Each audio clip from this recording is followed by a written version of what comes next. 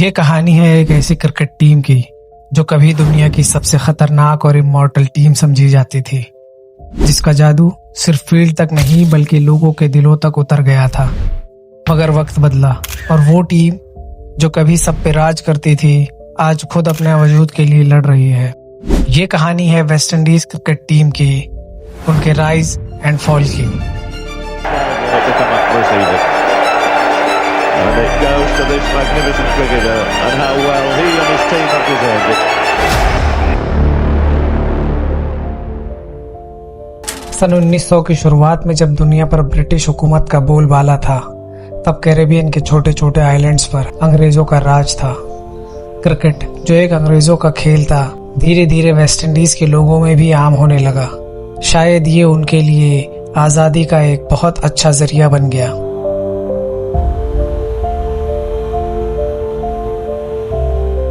सन 1928 में West Indies को पहली दफा टेस्ट स्टेटस मिला। पहले टेस्ट सीरीज इंग्लैंड के खिलाफ खेला गया, जिसमें उन्हें हार का सामना करना पड़ा।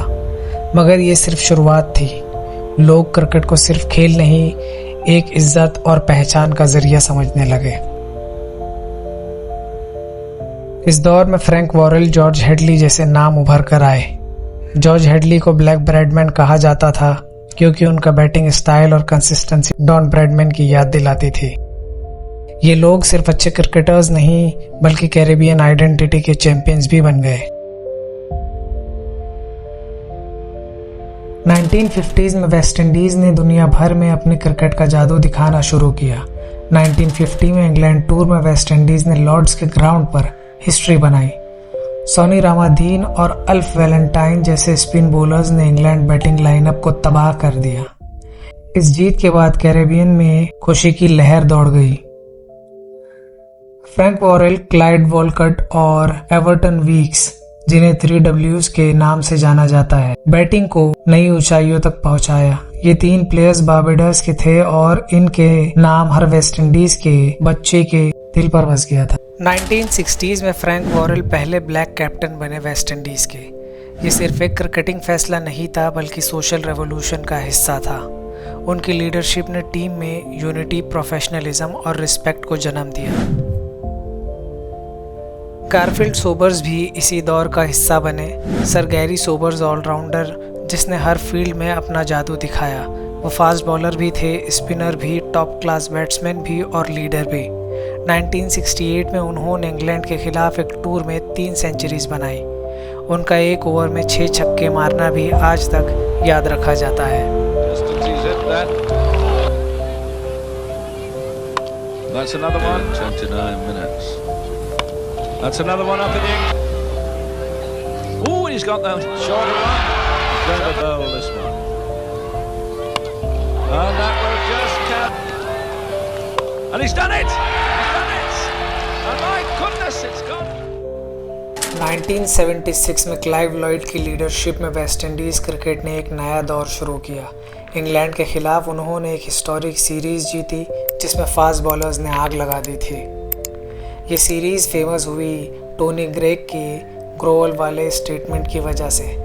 वेस्ट इंडीज टीम ने उस बयान का जवाब सिर्फ बॉल से दिया। जोल Garner, Andy Roberts, Michael holding और कॉलिन क्रॉफ्ट, इन बॉलर्स ने बैट्समैन की ज़िंदगी को आज़ाब बना दिया। होल्डिंग का निकनेम था विस्परिंग डेथ। उनकी साइलेंट रनअप और डेडली पेस हर किसी को हिला देती थी। बैटिंग में विव रिचर्ड्स जैसे एग्रेसिव बैट्समैन आए। रिचर्ड्स का स्टाइल कॉन्फिडेंट और डोमिनेटिंग था। हेलमेट के बगैर उनका स्टाइल एक मैसेज देता था, मैं किसी से नहीं डरता। 1979 में वेस्ट इंडीज ने दूसरा वर्ल्ड कप जीता। फाइनल में इंग्लैंड को हराकर उन्होंने क्रिकेटिंग वर्ल्ड में अपना राज साबित किया। क्लाइव लॉयड ने टीम को यूनिटी का पैगाम दिया। 1984 में उन्होंने इंग्लैंड को उन्हीं के घर में 5-0 से हराया। इस वाइट वॉश को ब्लैक वॉश कहा गया। ये क्रिकेट हिस्ट्री का एक यूनिक मोमेंट था। 1990s की शुरुआत तक वेस्ट इंडीज अनबीटेबल रही। 15 साल तक उन्होंने टेस्ट सीरीज नहीं हारी। ये दौर था जहां हर टीम उनके खिलाफ खेलने से डरती थी। ये डोमिनेंस हर फॉर्मेट में था, टेस्ट हो या ओडीआईज।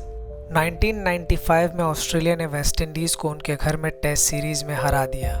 ये पहली बार था जब वेस्ट इंडीज़ की अनबीटेबल स्ट्रीक ख़त्म हुई। स्टीव वॉ की लीडरशिप में ऑस्ट्रेलिया ने एक नया दौर शुरू किया। ये डिफीट सिर्फ फील्ड पर नहीं, वेस्ट इंडीज़ क्रिकेट के स्ट्रक्चर पर भी एक सवाल था। ब्रायन लारा जैसे बैटिंग जीनियस उभर कर आए, लेकिन टीम में पहले जैसी कंसिस्टेंसी नहीं रही। लारा ने 375 और बाद में 400 नॉट आउट बनाकर रिकॉर्ड तोड़ दिया, मगर उनके अराउंड एक स्ट्रॉन्ग टीम नहीं थी। लीडरशिप बार बार चेंज होती रही, कोचिंग और सिलेक्शन इनकंसिस्टेंट हो गए, प्लेयर्स के दरमियान भी यूनिटी नहीं रही। डोमेस्टिक क्रिकेट का लेवल नीचे गिर गया, बोर्ड और प्लेयर्स के दरमियान बार बार झगड़े होने लगे। फाइनेंशियल इश्यूज ने भी टीम को कमज़ोर किया। सन 2000 के बाद वेस्ट इंडीज़ का परफॉर्मेंस और भी ज़्यादा गिर गया। आईसीसी रैंकिंग्स में टीम नीचे चली गई। कभी कभी इंडिविजुअल ब्रिलियंस नज़र आई, जैसे क्रिस गेल का डबल सेंचुरी या ब्रावो का ऑलराउंड परफॉर्मेंस, मगर टीम एक यूनिट के तौर पर कभी भी परफॉर्म नहीं कर सकी। हर टूर में उनकी हार आम बात थी। सीरीज़ जीतने की बजाय मैच बचाना ही उनका मकसद बन गया था। डोमेस्टिक सिस्टम वीक होता गया, इंफ्रास्ट्रक्चर में इन्वेस्टमेंट नहीं हो रही थी, बोर्ड के अंदर करप्शन और पॉलिटिक्स बढ़ रही थी, प्लेयर्स को टाइमली पेमेंट नहीं मिल रही थी, कॉन्ट्रैक्ट डिस्प्यूट आम बात बन गई थी। इस सब का नतीजा ये निकला कि नए टैलेंटेड प्लेयर या तो अर्ली रिटायर हो जाते या फिर T20 लीग में चले जाते। सन 2012 में वेस्ट इंडीज़ ने T20 वर्ल्ड कप जीतकर क्रिकेट दुनिया को हैरान कर दिया। डैरेन समी की लीडरशिप में टीम ने श्रीलंका को फाइनल में हराकर चैंपियनशिप जीती। ये जीत कैरेबियन क्रिकेट के लिए उम्मीद का चिराग थी। Andre Russell, Sunil Narine, Dwayne Bravo, Kieron Pollard और मार्लन सैमुअल जैसे प्लेयर ने टीम में एनर्जी लगाई।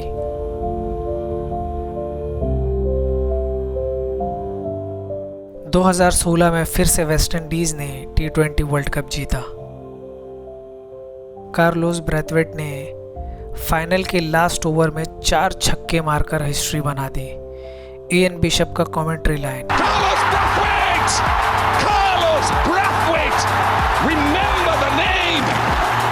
अभी भी क्रिकेट फैंस के दिमाग में है। लेकिन ये दौर भी सस्टेनेबल नहीं था।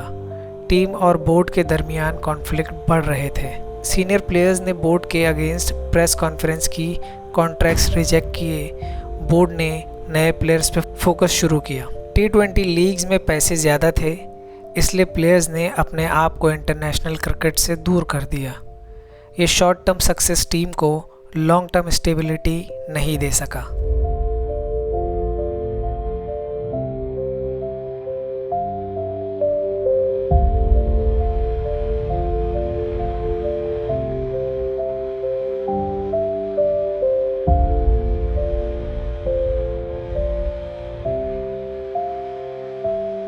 साल 2020 के बाद वेस्ट इंडीज़ क्रिकेट और भी नीचे चला गया। वर्ल्ड कप क्वालिफायर तक में मुश्किल से क्वालिफाई करना या फिर ग्रुप स्टेज में एलिमिनेट हो जाना आम बात बन गई। आईसीसी रैंकिंग्स में टीम नीचे से दूसरे या तीसरे नंबर पर थी। टेस्ट क्रिकेट में हालत और भी ख़राब थी। टीम का बैकबोन टूट चुका था। इंफ्रास्ट्रक्चर में कोई मॉडर्नाइजेशन नहीं हुई। डोमेस्टिक टूर्नामेंट्स पुअरली ऑर्गेनाइज थे। कोचिंग और सिलेक्शन में ट्रांसपेरेंसी नहीं थी। कुछ नए टैलेंटेड प्लेयर्स आए, जैसे निकलस पूरन, शिमरन हेटमायर, शे होप, मगर उनको कंसिस्टेंसी और सपोर्ट नहीं मिला। लेजेंड्स जैसे रिचर्ड्स, लारा, लॉयड ने बार बार रिफॉर्म्स की बात की, मगर उनकी सुनवाई नहीं हुई। आज भी कैरेबियन के हर आइलैंड में क्रिकेट का जुनून जिंदा है। बच्चे आज भी विव रिचर्ड बनने का ख्वाब देखते हैं। शायद सिस्टम गिर गया हो, मगर स्पिरिट अभी भी जिंदा है। रिफॉर्म्स की ज़रूरत है। ग्रास रूट लेवल पर क्रिकेट को डेवलप करना होगा। कोचेस को मॉडर्न ट्रेनिंग देनी होगी। बोर्ड में ट्रांसपेरेंसी लानी होगी। अगर कैरेबियन नेशंस एक बार फिर एक विजन के साथ मिलकर काम करें, अगर उनको पॉलिटिकल और फाइनेंशियल स्टेबिलिटी मिले, अगर लेजेंड्स को सिस्टम में शामिल किया जाए, तो वो दिन दूर नहीं जब वेस्ट इंडीज़ फिर से दुनिया के स्टेज पर छा सकती है। क्रिकेट सिर्फ एक खेल नहीं, कैरेबियन लोगों की रूह है। शायद सिस्टम टूट चुका हो मगर जज्बा अभी भी जिंदा है। अगर सही लीडरशिप और नई सोच के साथ ये देश एक साथ फिर से जुड़ जाए तो वो दिन दूर नहीं जब वेस्ट इंडीज एक बार फिर दुनिया के चैंपियंस बन सकती है। ये कहानी थी वेस्ट इंडीज क्रिकेट की एक दास्तान जो हमेशा याद रहेगी। राइज से फॉल तक का सफ़र, लेकिन उम्मीद की रोशनी अभी भी कहीं चमक रही है। तो दोस्तों, आपको कैसी लगी वेस्ट इंडीज़ क्रिकेट की राइज एंड फॉल की ये कहानी? मुझे कमेंट में लिखकर ज़रूर बताइए और चैनल को सब्सक्राइब कीजिए। Thank you so much. मैं मिलूँगा आपसे अगले वीडियो में।